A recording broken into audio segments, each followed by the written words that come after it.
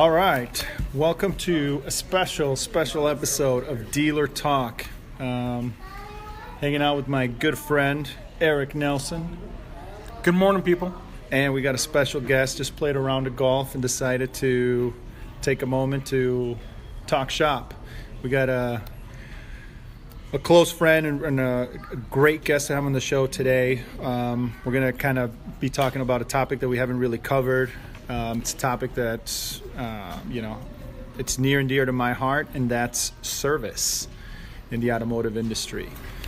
So without further ado, let me introduce Wido. Hey, Wido, why don't you say hello to the audience? Good morning. Good morning. So as I mentioned, we're going to kind of have a conversation about service and, the impact that can have in the dealership. And Wido's been in the automotive industry for 20 plus years. He's done collision, parts, was fixed operations director. I'm just excited to kind of get into it and have the conversation. Before we get started, why don't you give us a little bit of a recap just for the audience as far as your background and... Well, I've been with Toyota for almost 30 years and worked everywhere from, started off in parts, worked on collision side of it as well with a body shop, and then got into the service side of it as the parts and service director. Did that for about 4 years and really got some great insight on how important it is that the dealership interdepartment works, everything works so well together. It's really critical that each department supports each other, and it's the only way to get to your objectives and goals. Right on, man. So let me just kind of kick it off here by talking about the profit side of service, right? Because when you think about it, the way that I look at the dealership, the service part of it is the profit center, and then the sales side is just kind of like icing on the cake, if you will. But for whatever reason, there's more focus on the sales side of the house than the back side. Would you agree with that? And if so, why do you think that's the case? Well, it's I think the GM usually sees it. They come through the sales department and they see it as a sales. And, the gross is really heavy from sales. You can make some really good money, support the dealership. But I think looking back on the fixed side of it, it's really critical because, every dealership through the seasons has their lean times. And usually fixed ops is what really carries the dealership through those lean times.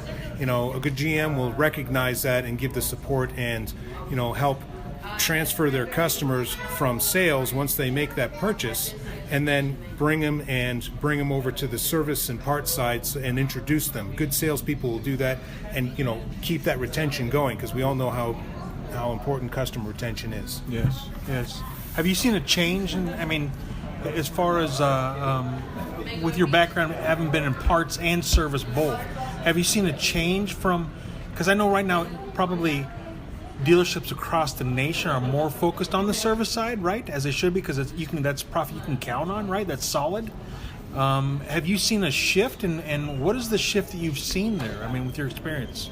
I think that you're seeing more general managers recognize the importance of service and parts, because again, it is a really good profit center. You get those customers, because many times they would get that sales customer, and they would get them, they'd sell them the car, and they probably wouldn't see them again until they're ready to buy another car. They try to get their family in.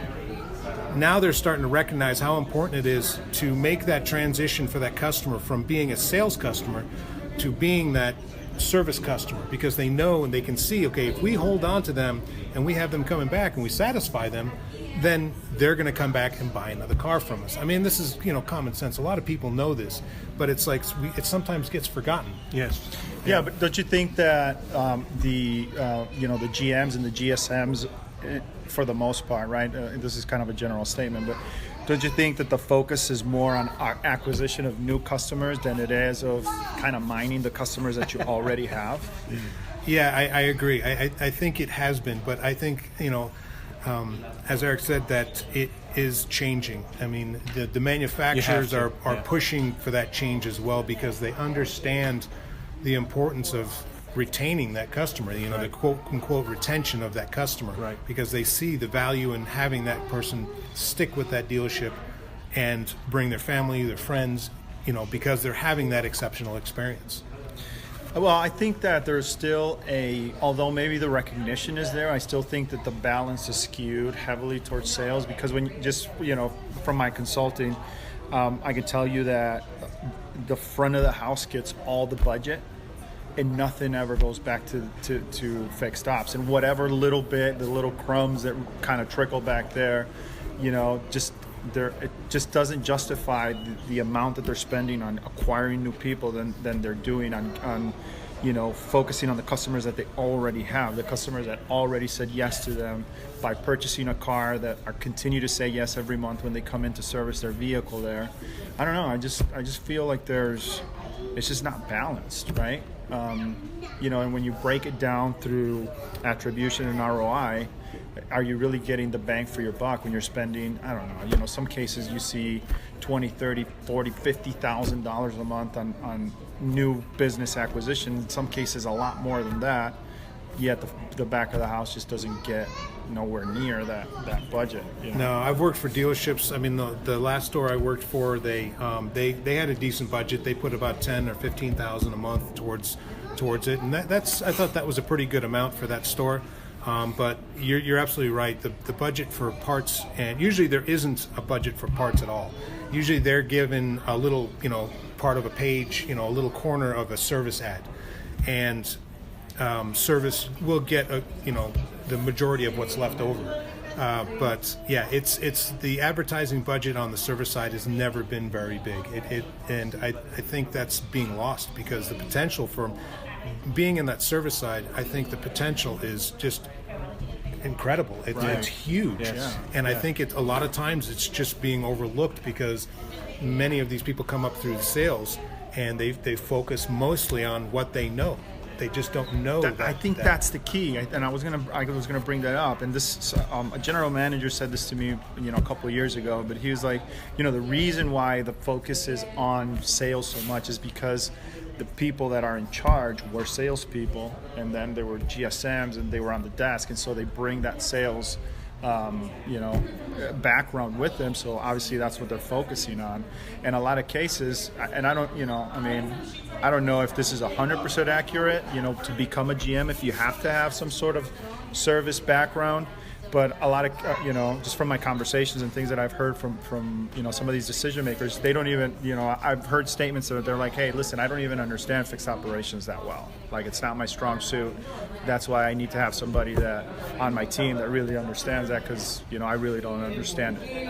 So I would think from a Toyota store standpoint, especially, you guys have to be fixated more, I would say probably across the board than any other manufacturer out there as far as paying attention to the service. Am I wrong about that? No, Toyota does a fantastic job of pushing service. I mean, they do a lot of promotions for the in-house as a manufacturer for the employees and the management, to kind of encourage them to hit their objectives and get that retention, because they just did a big shift, and everything is not so much satisfaction now. It's really retention, getting that customer to come back to service 3, 4, 5, 6, 7 times. And that has been the key. But back to your point about the general managers, I think it's they don't know, and it's like, I don't want to say they're scared of it, because they're a general manager. They have a big store. They've got a lot of responsibility. But I think many of them don't. You're right. Many of them do not understand how it works or the potential that is in that back end. So let me ask you this, because I want this to be a platform that somebody can take some information from and actually use it. So my question to you is this. From a service standpoint, let's say we're a service manager, how do we get the GM's attention?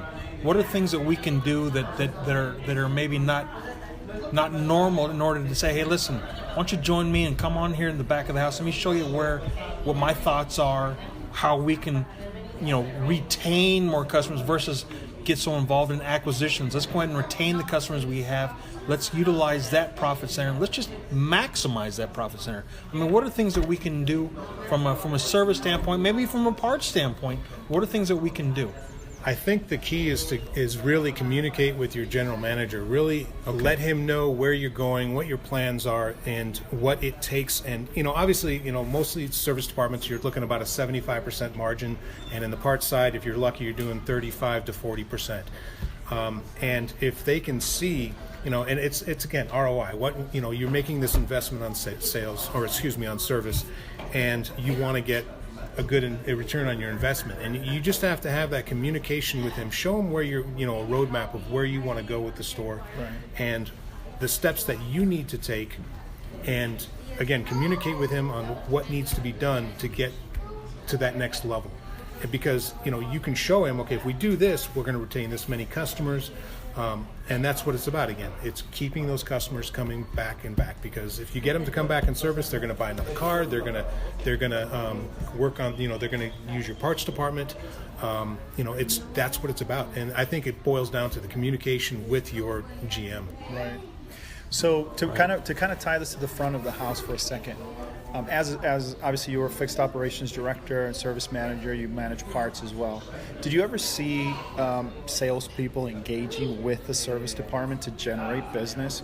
Because man, I got to tell you, if I go to another dealership and I see the golf cart and I see 5 salespeople sitting there, and then I walk in and the GM tells me how slow they are and they're not making any money, man, it blows my mind. Missed opportunities. Yeah, man.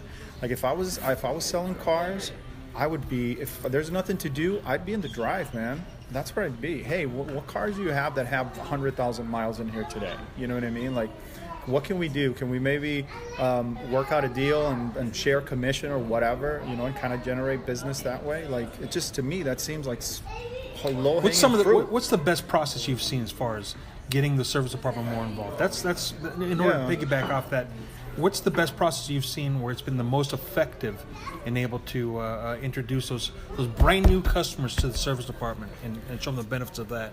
The best way, the most effective way is having the salesman, either if you're backed up in finance and the customers are waiting, the sale's done, basically you're just doing the paperwork. Yes.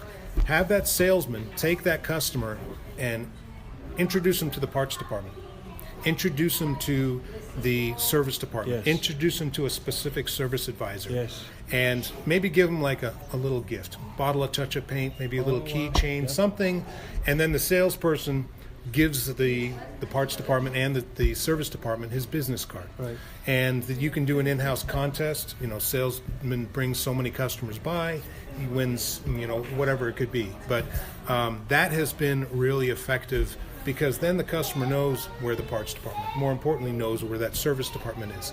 And they can do, a little quick introduction about it, where they bring the car in, or then they can, if they need to, they can do it after the sale's done. But that's really works well. No, I agree with that. I mean, that's going to, I've always said that the advisors are going to have better relationships with the customers than the salespeople are, right? Because the salespeople maybe send their customer a birthday wish or card or something like that once a year, maybe twice a year. But the service advisor is going to see that customer regularly for their car and stuff, so they're going to have way better relationship. But when it comes to generating business, is there friction? Is that why that doesn't happen more often? Do you think that it's if a salesman goes to the drive and wants to sees a car with high mileage and tries to sell that person a car, do you think the advisor might contest that because it's cutting into his pocket? What are some strategies that salespeople can use to kind of offset that and make it a win-win for everybody? Well, yeah, that you touched on a really critical thing, because you want to have a great relationship from sales to service to parts, right? You want to have the whole dealership, all the people work together well. You don't want to have any animosity. You don't want to have any of that. And it really starts from the general manager and the policies that he puts in place. I worked at a store where I thought this was the best thing that they ever did. Anytime a customer brings a vehicle in for service, say the bill is $400, maybe it's even only $30, $40. What they do is, if the salesman catches that customer and sells them a car, or if the service advisor walks that customer to sales saying, hey, this is going to be a really big bill, I think you might want to talk to this customer. What they do is if the car gets sold, sales pays the bill. and it's not discounted. So if it's a $600 bill to the customer, sales pays $600.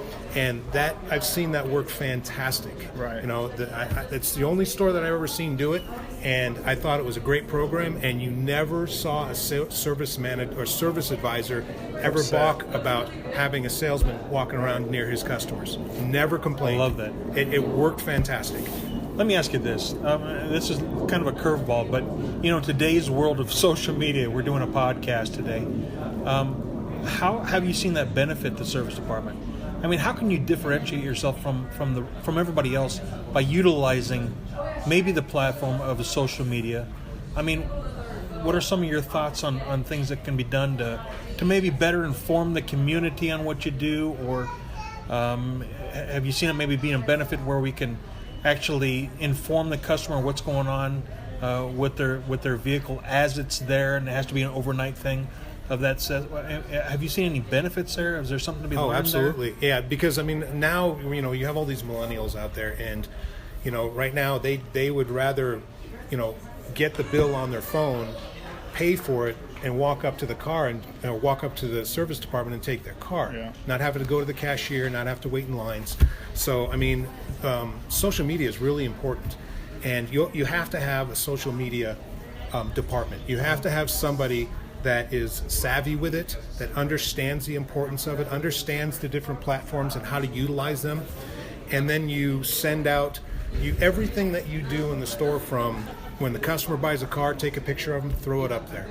When you have a special event or a charity organization that you're affiliated with, you put that on there. You do new owners clinics, you put that on there. You put the video on there. Everything that you do. Employees that have new babies, put that on there. It brings this community together so that everybody's, feels like, hey, this is I'm part of that community at this dealership. I really like these people. I'm involved with them, and it's fantastic. It really works. Yeah, I like the whole social media question, because I think that's a kind of a miss in our industry to a certain degree. It's almost such a new thing, right? I don't know that we don't know how to maximize it yet, but right. You have to play in that playground, and you got to explore, because. Well, and you see some guys like the Jeff Larsons of the world that take that to a different level and really get the value out of it. But for the most part, when you bring that up, even as a suggestion, it's always like, no, it doesn't do anything for me, or I think why a lot of people have a hard time wrapping their head around it is because they don't understand it. Like, a lot of times these social media platforms are really hard to quantify your return on investment. It's challenging. It's difficult sometimes, and I think that's why a lot of GMs have a difficulty figuring out whether it's worth it or not. And in today's day and age, you got to have it. Yeah. You really have to have it. Every major organization has some type of social media platform. And dealers I think have kind of fallen behind the times on getting involved with this and showing. I mean, there's definitely a lot of really good dealers out there doing it really well. But for the most part, as dealers as a whole, I think there's a lot that can still be done.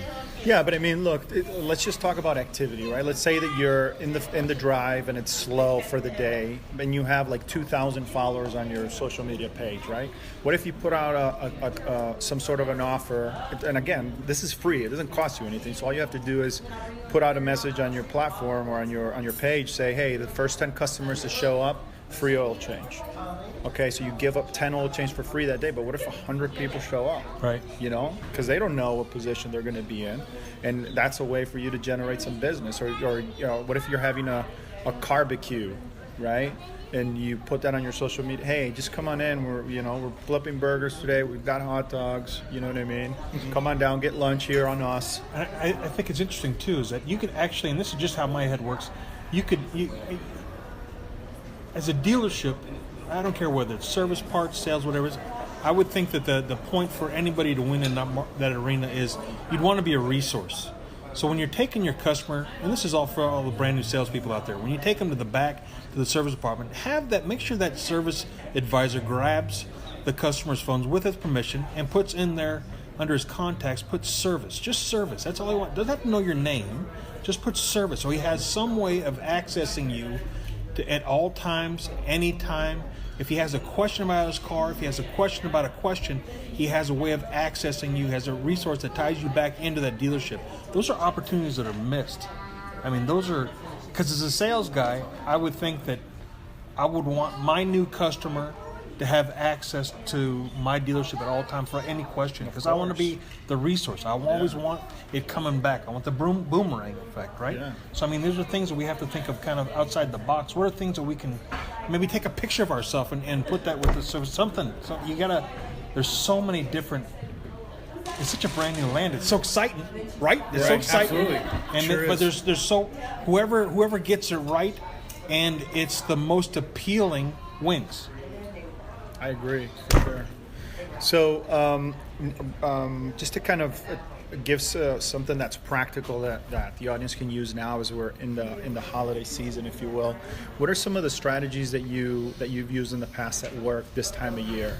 Like I just put some content on LinkedIn where I was talking about the holidays being a good time to communicate with your customers because there's purpose, right? You can talk to them about your holiday hours. You can talk to them about, hey, thank you for your business and your loyalty throughout the year, and not so much focus on the offers itself. Is there anything, any advice, any offers, anything that you've used in the past? Oh yeah, absolutely. There's a lot. You have to know your area. And for example, if you're near a mall, you can throw it out there. Say, hey, during the holidays, bring your car in for service. We'll take you to the mall, let you do your shopping, and we'll pick you up when necessary. So a lot of also, if you're near an airport, there's a dealership that we used to know that's in the LA area. They're close to an airport, and they have. This doesn't work for everybody, but fortunately they had a good-sized land and a good-sized lot. So what they would do is they'd take people to the airport and they'd store their car for them as a service. You have to look at what works for you, because you need to think about liability and other things. But there's a lot of little things that you can do that's unique to your store, that's unique to your environment in your area, that you can capitalize that others can't. Right. No, I agree. That's a great idea. It is. Yeah. We're running out of battery here, and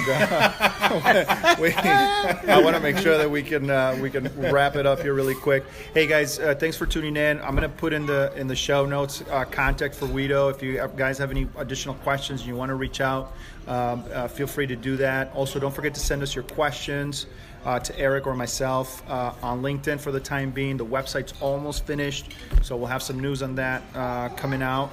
And 5 years. Oh yeah, that's right. My question, man. Come on, bro. Okay, so I have one question that I ask everybody that comes on the show. So, where do you see the automotive industry going in the next 5 years, and why? I think we're going to start seeing a lot more in the electric. A lot of you hear companies like Volvo, and you hear people going that they're going to completely change their line over to electric. They're going to drop the combustion engines, and then also autonomy. I would like to see that go quicker than it is, because I think safety and other things will really increase. Yeah. Well, I think here in the U.S., I'm sorry to cut you off. No, not at all. I think here's regulation is what's going to take the longest, right? Because the technology is there already. It's not perfected, obviously, but I think what's going to hold us back there is regulation. So we'll see how that whole manufacturers, lobbyists, folks, absolutely. And also the retention side of it. I think when we started focusing on satisfaction, I think it really kind of skewed it. I think we kind of shot ourselves in the foot with having a unattainable level of service. Speaking of retention, don't you think that the retention metrics, for the most part, need to be a little bit adjusted to longer cycles? Because now there's no, there's still out there the conventional oil changes and the conventional services, but that's pretty much going away, right? I mean, now we're talking about a standard of 10,000 mile oil changes. Right. So to have people come back twice in a year may be a little bit much. I mean, do you think that I think it is adjusted? challenging. I think it's challenging for service departments because a lot of people don't see that 5,000 services in this, necessity. Right. So you're going to see them one time in a year unless something happens, and that's really, it is a challenge. I think retention obviously is the key, but I think the metrics are sometimes unattainable. Yeah, I agree. All right, man. Well, thanks. Listen, this is awesome. I'm glad we had a chance to do this right after our amazing golf game today. So we'll definitely have to have you back on the show, and let's play golf again soon, guys. Well, I appreciate it. Thank you very much for inviting me. Hey, guys, thanks so much for tuning in. And as usual, we'll talk later.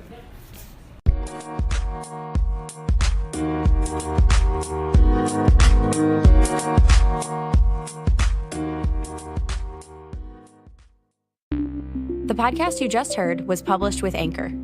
Got something you want to say to the creator of this show? Send them a voice message using the Anchor app, free for iOS and Android.